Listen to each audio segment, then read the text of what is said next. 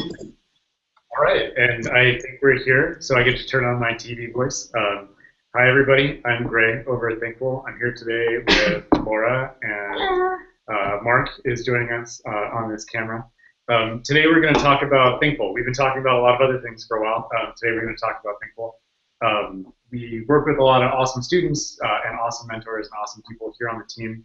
Thought we'd introduce you to some of them today and talk about like what the heck it is that we do over here. Welcome aboard.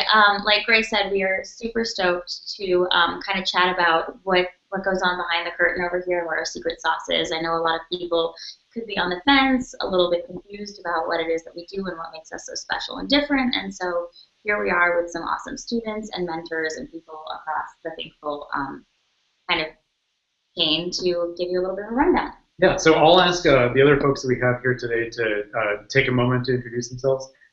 Devin, I'm going to start with you. You want to introduce yourself first? Oh, I'm Gray. I already said that. I'm Gray. I do education operations here, I think. That's what I do. Devin, who are you and why are you here? Sure. I am Devin Campbell.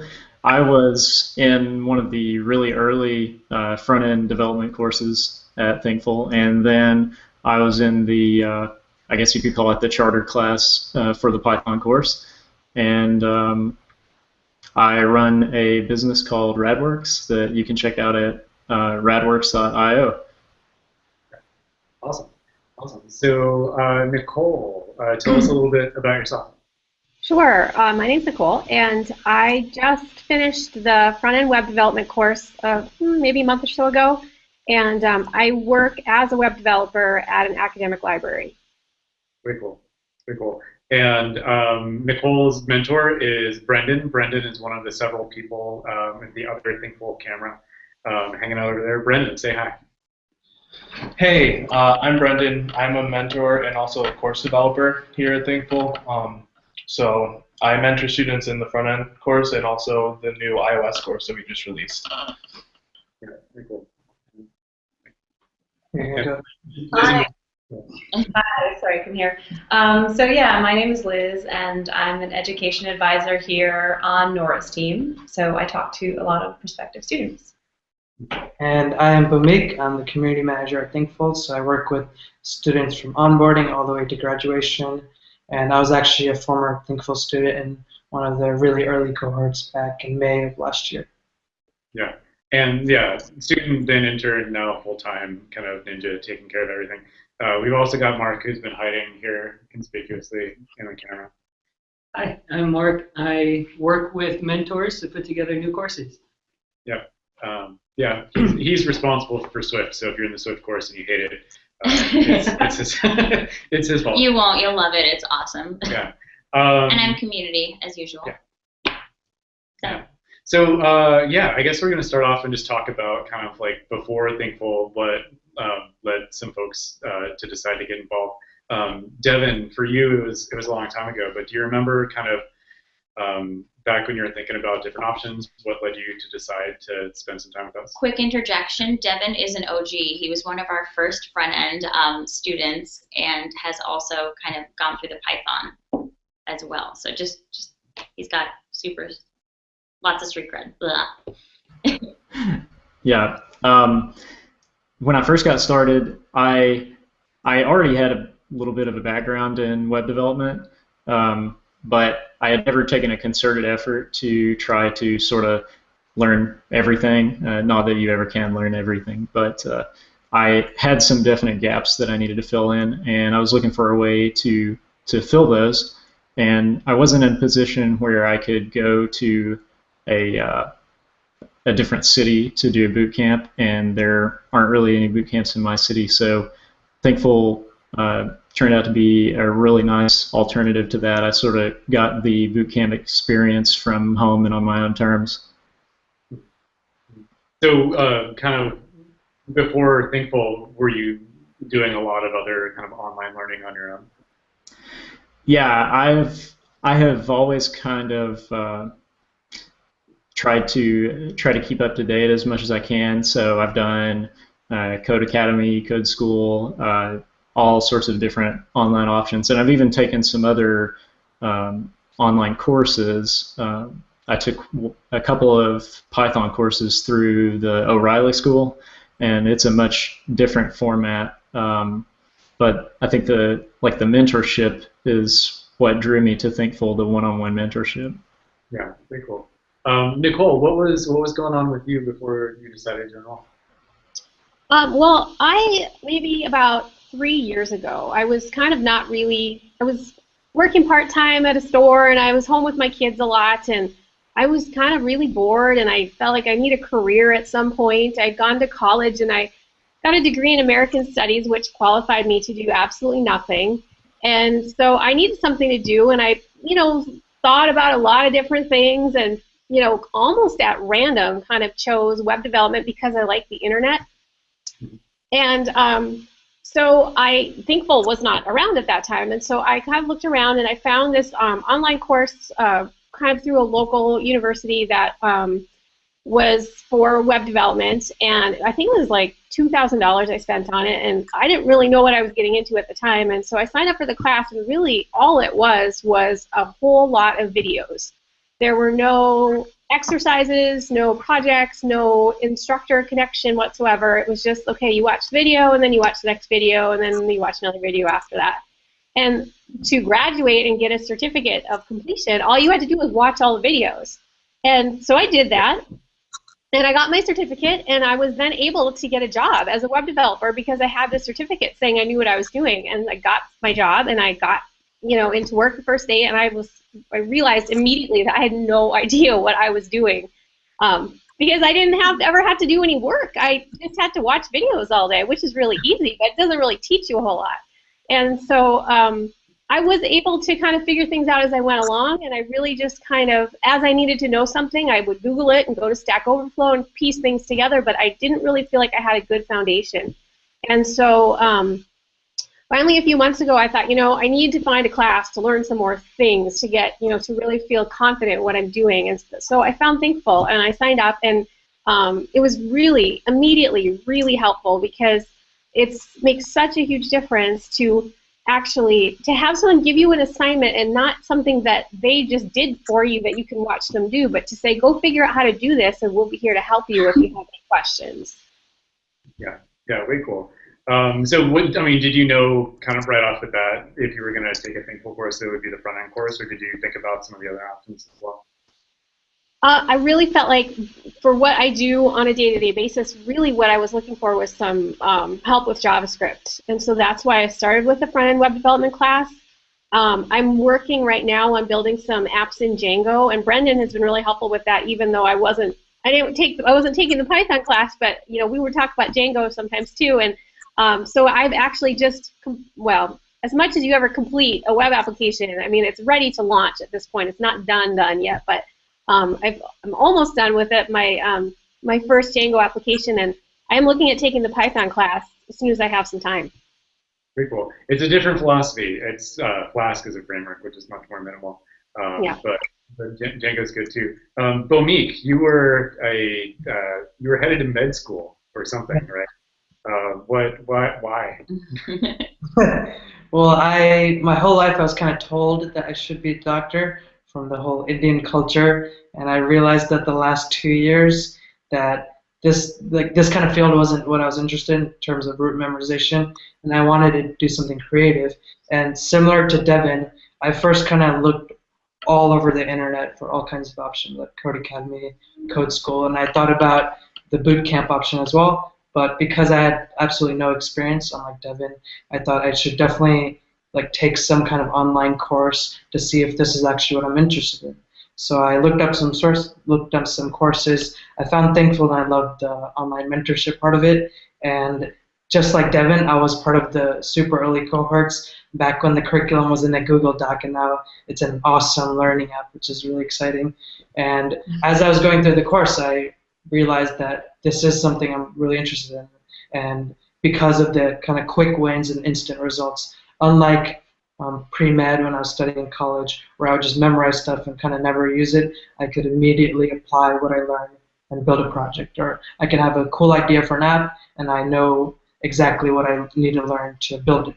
So then like you guys mentioned, 2 months into the course, I applied for an internship at Thinkful, and I did a bunch of like social media, and I also did some front-end coding. I talked to prospective students like Liz is doing, and then later I became full-time, and I moved to the education team where I interact directly with the students. And I know that I tell people that I was a student, I am a student, and I talk to all our students. So I know something about our Thinkful students.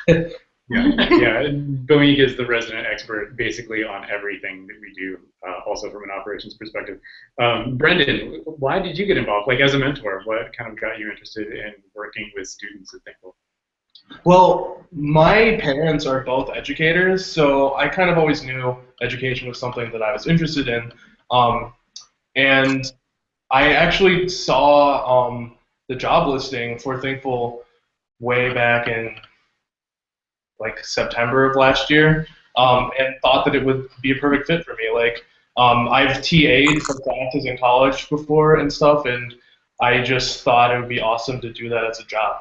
So, yeah, that's why I got involved. I think education has always been an important part of. So I'll ask you, Brendan. What are the sessions actually like? Like when you meet with your students, what kind of things do you cover together? Can we take it back a step? And I'd love to ask Liz kind of where students, I want to go through the whole experience from start to finish. So Liz, when a student is reaching out and trying to figure out where to start, what their goals are, and what program is right for them, kind of how do you go about that process? Sure. So yeah, as an education advisor, I'm talking to the prospective students, and I usually ask them what their goals are.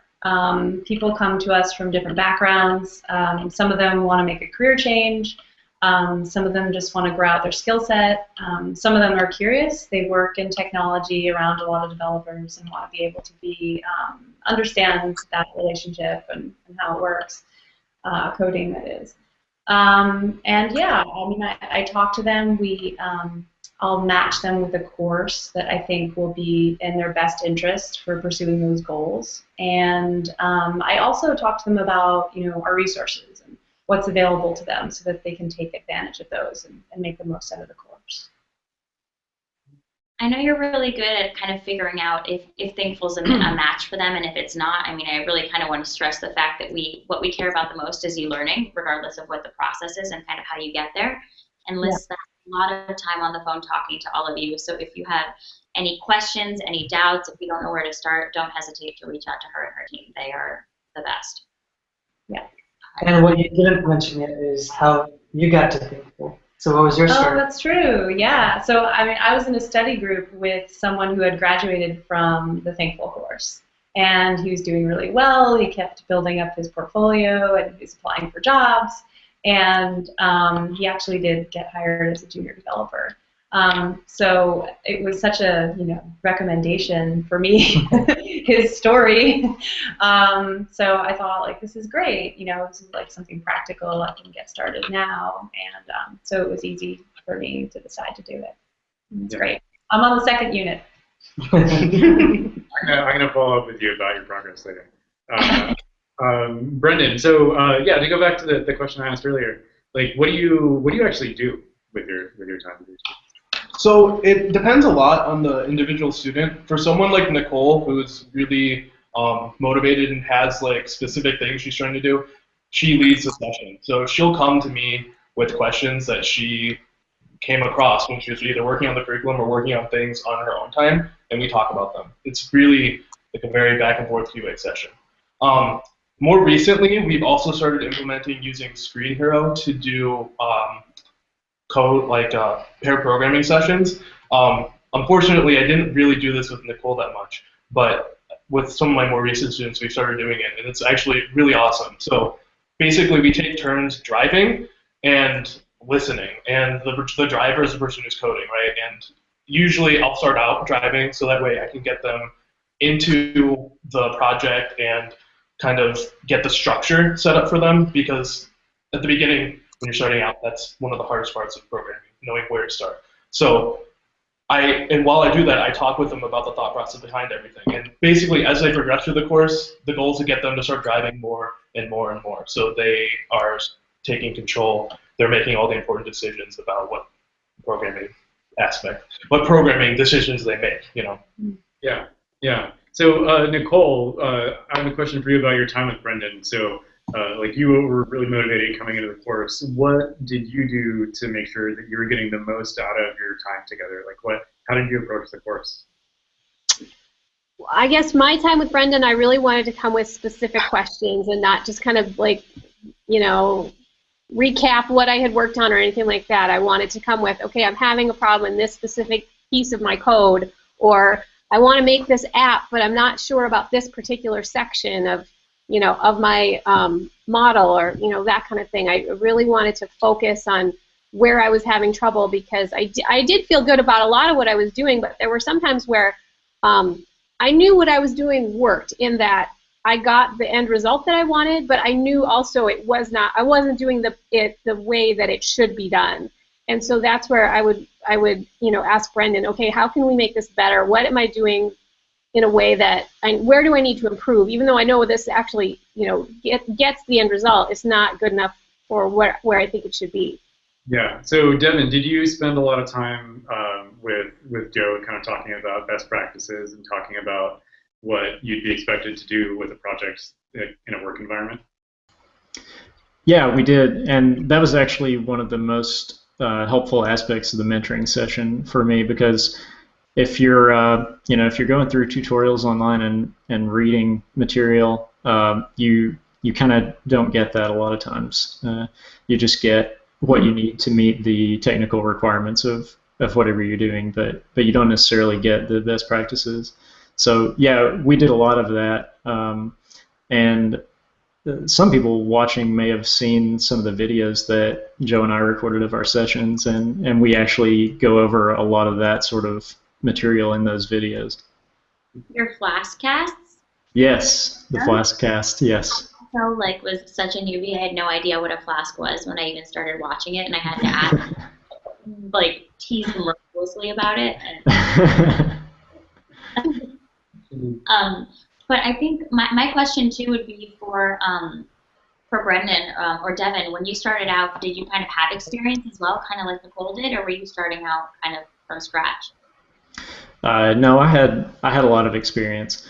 I was building web pages back when we used tables for layout and transparent single pixel GIFs for spacing. So I've been around for a long time, but I just had some gaps that I needed to fill in. Got it. Brendan, I'd kind of be curious to see how you shift that strategy for people who are kind of newbies starting out, because not everybody is like the Devins and Nicoles of the world. How does your strategy shift, and kind of how do you go about that? Setting up your first class. Okay.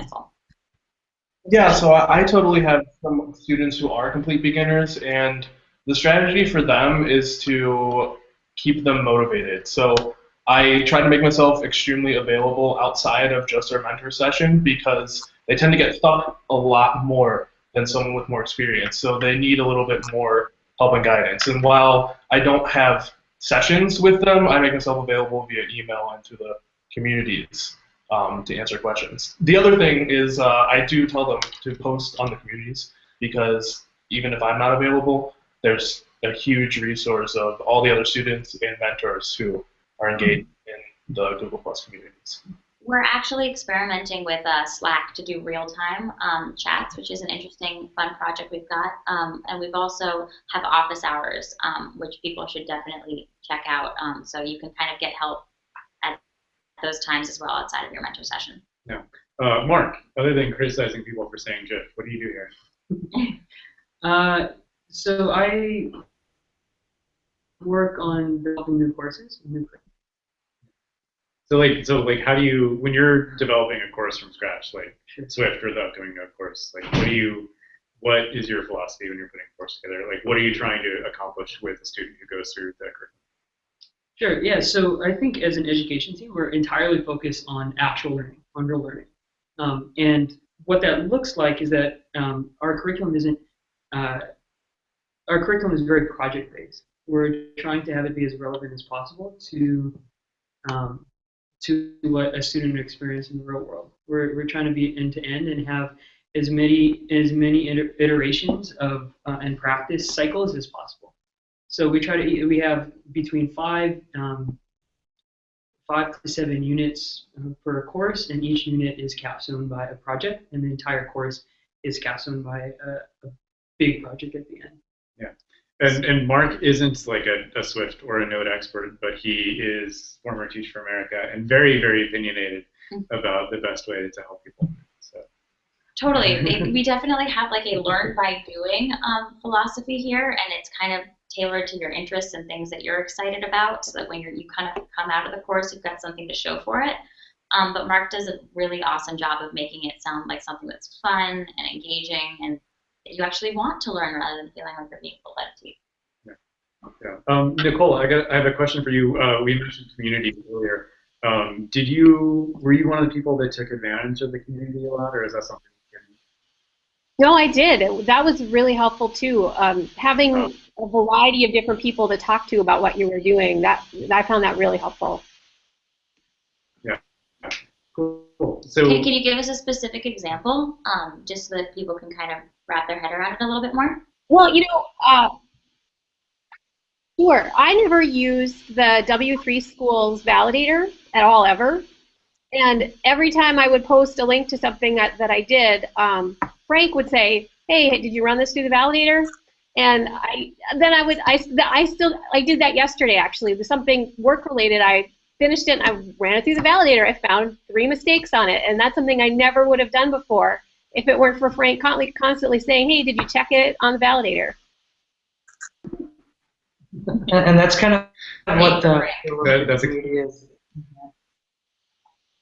Right, so I was just saying that's kind of what the appeal of the community is, that in addition to having your one-on-one mentor, we want to add the human element to the entire Thinkful experience. So you're not learning alone. It's not just signing up for a class and watching videos, as Nicole was saying earlier. And in addition to the one-on-one mentorship, we have a community so that all the students in the class, and it's divided by course, and there's different communities for each course. There's an opportunity for you to share your projects, get feedback on them, if you have some cool resources you found, or if you want to share some fun inspiration, like there's an opportunity to do that. And I think that's kind of one of the main reasons that attracted me to becoming the community manager, is so that can help engage this experience. And like Laura mentioned, we're trying out new experiments. We're trying to see like what succeeds, what doesn't work out, and we're trying something like Slack where we can do live interaction, and then there could be a separate component where it's more static and more discussion oriented. So there's a lot more that we'll be doing there, and we want the community to be just as valuable as the mentorship and the curriculum, and we're really excited about that. Well, do you have any kind of fun stories or insights from the community trenches that you've been in? Yeah. So like one of them is that I noticed that there are some particular students that would, without any prompting or without any encouragement, they would actively be like acting as moderators, and they would see projects and they'd immediately give feedback, because that's kind of like that's how they felt like it would be enhancing their learning, because a great way of learning is actually teaching someone else. So just organically, the idea of student moderators was created, so that specific students that I would all naturally be observing being more engaged, it'd be kind of empowering them to have the official title of a student moderator, so that they, like, in return, they'll get awesome swag. We'll talk about in like a resume and give them kind of great recommendations. But on their end, they'll be kind of leading our student communities and being the voices of what the community should be. And I always would reach out to them if they have specific feedback. Like there's a student, Sarah, who was in our previous Butte course, and I asked her, first of all, like when we were thinking about Slack, like, hey, do you think something like a live interaction would help out? And she gave me like specific feedback, like, oh, it would work out, but you have to kind of differentiate between the G+ and Slack, and it's a great opportunity for us to get feedback from the students. It's also a way for the students who are already engaged to kind of empower them and help each other out, instead of just having the mentor help each other out. Because we do find that in our communities, there's advanced students and there's beginner students, and advanced students do like helping answer kind of the newbie beginner questions. Yeah. So Brendan, I imagine this is probably the case for you. For me, and the students that I work with, it's certainly the case. The hardest thing in the course is just consistently setting aside the time each week to work through the course material. And it's not, I mean, JavaScript is hard, but it's not that hard, particularly if you have a lot of support. But consistently setting aside time to work on the course is pretty challenging if you've got a lot of other stuff going on in your life. How do you work with students to like make sure that they set aside the time? How much time each week do you recommend that students kind of spend doing Thinkful stuff? So honestly, the answer to that question is the more the better. But obviously, that's not you know, a gray answer because people have limited time. Basically, as long as you're working on something every day is the important part of it. It doesn't really matter how much time you spend, but as long as you bring it up and think about it at least once a day, that's the important aspect that'll get you to learn the content. You have to, if you take a huge long break, you're not going to internalize the concepts that you're trying to learn. So at least 10 minutes a day is my answer to that question. Devin, is that like how much time did you spend as you were going through the front end course and through the Python course? Like, did you set a schedule? Did you just work on it kind of as you could? Yeah, I didn't really set a schedule. If I had to guess, it was probably 5 to 10 hours a week. But I sort of determined how long I was going to spend. I would just work up until I hit a wall that I could not get past, and then that would be what I would discuss with my mentor. So that was really the more important point for me, rather than the amount of time I was spending. But yeah, typically 5 to 10 hours, I'd say. Yeah. I would kind of schedule it off. I'm still in the process of taking the front end, a little slower than I'd like to be, but I kind of schedule it off and put it in my calendar and book it in 2-hour chunks, and I find it super helpful, and I take crazy notes and write things down in a notebook because I find that helps too for me to retain things. Nicole, do you have any kind of tips, pro tips for people kind of going about the course? I agree that working on it as much as you can is the best thing, and I also think that finding things to do that interest you when the projects come up. Like for example, when we did the API project, I decided to make a wind tracker because we have crazy wind where I live, and it's helpful to me to always know what the wind is. And so that was something that when I got stuck doing it, it wasn't something that was like boring or an assignment that I felt like I had to complete. This was something I wanted to figure out and I wanted to learn how to do because I still actually use it. I actually check it every day to see what's the wind right now. I don't know. So I would say find things that interest you and make those your projects when you can. I word on the street is you had an awesome quiz app, which was about how Fargo in are you? Yes, that is true. I did do that. Kind of awesome. I have to check that out later. Just throwing it out there. Cool. And I guess kind of last question. And Nicole, I'll stick with you. Like, what have you been up to? You mentioned a little bit about this already, but like now that you're done with the front end course, like what are you up to? What's life like after Thinkful? Well, right now I'm really focusing on learning Django because I want to build full stack web apps, and like I said, I've almost completed my first one, and then the next after that, I am working on an app that's going to help my husband figure out what he wants for dinner, because he really needs help figuring that out. That sounds amazing. Awesome. Devin, what's going on in your? I know you're involved in a million things, but what are you spending most of your time on? Spending most of my time developing my business. I'm finding that my biggest gap in knowledge is now understanding how to run a business. So that's taken up most of my time, figuring out how that works, and just it's evolving incredibly quickly. That's going to be one of our hangout topics coming up soon, Devin. So we'll keep you posted. Okay, cool. Yeah. Cool. Well, Laura, unless there's anything else you want to talk about? No, I was just kind of curious if you could give us an example of one day in the life of you guys actually doing this. I think that, being able to say, like, okay, I did it after work, I did it beforehand, I did it on my lunch break. Like, when did you find the time to squeeze it in?